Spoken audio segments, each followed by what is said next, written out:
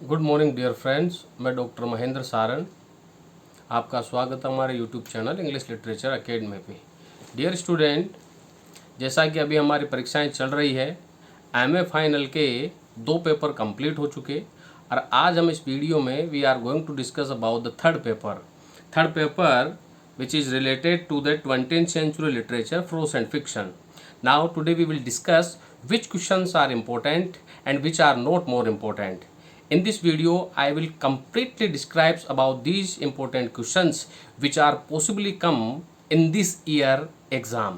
तो उसी को लेकर के हम चर्चा करेंगे। तो मैं बता दूं तुम्हें, इसके सेक्शन ए जो है उसमें जॉर्ज ऑरवेल का from inside the well and other ऐसे है, और वी.एस. नायपॉल का इंडिया ए बाउंडेड सिविलाइजेशन है, और बर्ट्रैंड रसेल का inside that have helped mankind और ideas that have harmed mankind, ये ऐसे है। और जॉर्ज बर्नार्ड शॉ का बहुत ही अच्छा प्ले है द एप्पल कार्ट।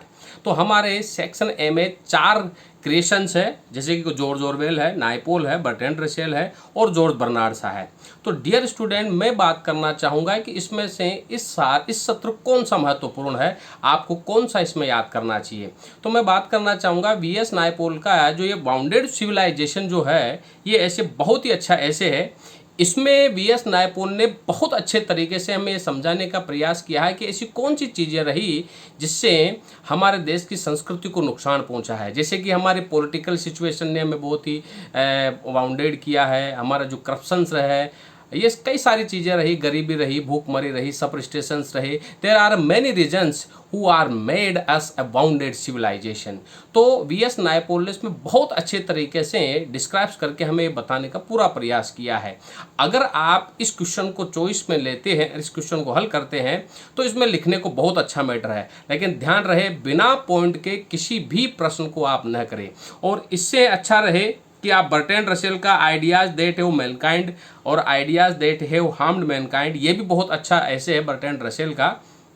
इसमें उन सभी कारणों के बारे में बताए जो हमें नुकसान पहुंचाए हैं और जिन्होंने हमें फ़ायदा पहुंचाया है। तो इनमें कई सारे रीज़न है, जैसे कि सामाजिक, आर्थिक, राजनीतिक कई कारण रहे। और फिर इसने साइंस के बारे में भी लिखा है, छोटे मोटे उद्योग धंधों के बारे में भी लिखा है कि उन्होंने हमारे सिविलाइजेशन को आगे बढ़ाया है, इन चीज़ों ने हमारी मदद करी है। तो आप वी.एस. नायपॉल और बर्ट्रैंड रसेल का दोनों का एक ही व्यू पॉइंट रहा है। आप चाहे बाउंडेड सिविलाइजेशन करें चाहे ये करें, दोनों में कुछ चीज़ें जो है वो समानांतर है।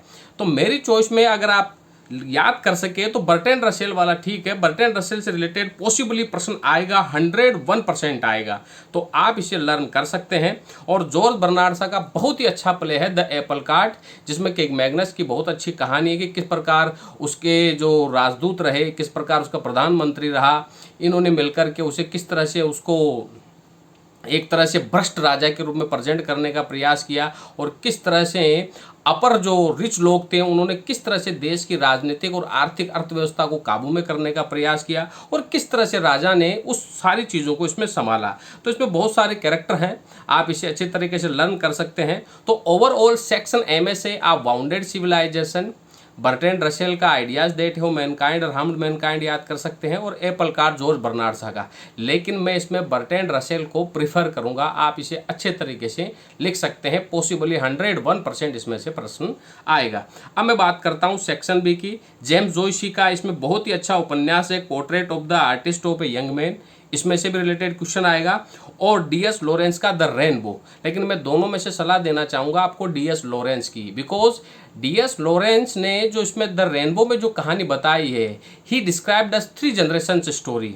The first belong to the Tom Brangwen and the Lydia Lensky की इसमें कहानी को बताया गया है। तो पहली, दूसरी और तीसरी पीढ़ी में किस तरह से उनमें किस तरह के परिवर्तन होते हैं, किस तरह से उनमें सेक्सुअली, किस तरह से सोशियली जो परिवर्तन को बताया गया है, जिस तरह से वो किस तरह से कल्चर को फॉलो करते हैं, उनमें रिलीजियस फेथ कैसा रहता है, 3 जनरेशन्स में किस तरह का बदलाव होता है, उन तीनों जनरेशन्स के बदलाव की कहानी है डी.एस. लॉरेंस के द्वारा बताया गया रेनबो। बहुत अच्छी कहानी है और ये इजीली आपको लोगों को लर्न हो जाएगी। तो आप डी.एस. लॉरेंस का द रेनबो याद कर लीजिए, इसमें से 101% पॉसिबली आपके प्रश्न जरूर आएगा। और बिना पॉइंट के आप न लिखे, मैं फिर बता रहा हूं, आप कम से कम एक प्रश्न में 10 से 12 पॉइंट आप इसमें डिस्क्राइब कीजिए। और सेक्शन सी की मैं बात करता हूं, जो वर्जीनिया वुल्फ का बहुत अच्छा प्ले है टू द लाइट हाउस, प्रश्न आएगा इसमें से भी। तो इसमें मिस्टर और मिसिज रामसे की कहानी एक सामाजिक कहानी है कि किस प्रकार मिसिज रामसे अपने बच्चों के प्रति डिवोटेड रहती है और मिस्टर रामसे जो है वो अपने बच्चों की डिजायर को नेग्लेक्ट करते हैं। तो एक पारिवारिक कहानी है, बहुत अच्छी कहानी है। फिर मिसिज रामसे के मरने के बाद किस तरह से मिस्टर रामसे में बदलाव होता है, किस तरह से फिर वो अपने बच्चों को उसी तरह से पालन पोषण करते हैं जिस तरह से मिसिज रामसे करती है। तो इस तरह से आप इसे अच्छे तरीके से लर्न कर सकते हैं। तो overall section A, section B और सेक्शन सी में से सेक्शन ए में से आप बर्ट्रैंड रसेल याद कर सकते हैं या एप्पल कार्ट याद कर सकते हैं। सेक्शन बी में से आप रेनबो याद करें, तीनों पीढ़ियों की बहुत अच्छी कहानी है इसमें। और लाइट हाउस वर्जीनिया वुल्फ का सेक्शन सी में से 3 प्रश्न आपको करने हैं। ये ध्यान रखिए कि आपको 3 प्रश्न पूरे अटेम्प्ट करने हैं, ये नहीं कि आप 50% करके आ जाएं। आपको 3 प्रश्न पूरे अटेम्प्ट करने, यानी कि 60 नंबर का आपको पेपर करके आना है। कोई भी प्रश्न आप करें, कोई भी प्रश्न आप सेलेक्ट करें, बिना पेपर बिना पॉइंटों के उसे आप सोल आउट न करें। इसमें किसी भी तरह की किसी भी बच्चे को अगर किसी हेल्प की ज़रूरत है वो मुझे कांटेक्ट कर सकता है। किसी भी बच्चे को नोट्स की ज़रूरत रहे वो मुझे कांटेक्ट करके नोट्स प्राप्त कर सकता है। हमारा जो इंस्टीट्यूट है वो प्रताप नगर गौशाला पर है एक इंस्टीट्यूट, और दूसरा इंस्टीट्यूट जो है वो महेश नगर टोंक फाटक पर है। तो इंग्लिश लिटरेचर से संबंधित सारे मैटर यहाँ उपलब्ध हैं। किसी भी तरह की कोई भी जानकारी या किसी भी तरह का कोई भी आप नोट्स प्राप्त करना चाहें वो कोचिंग इंस्टीट्यूट से आप प्राप्त कर सकते हैं। वीडियो को अंत तक जरूर देखें, लाइक और सब्सक्राइब जरूर करें। Thank you very much dear friends, बहुत बहुत धन्यवाद।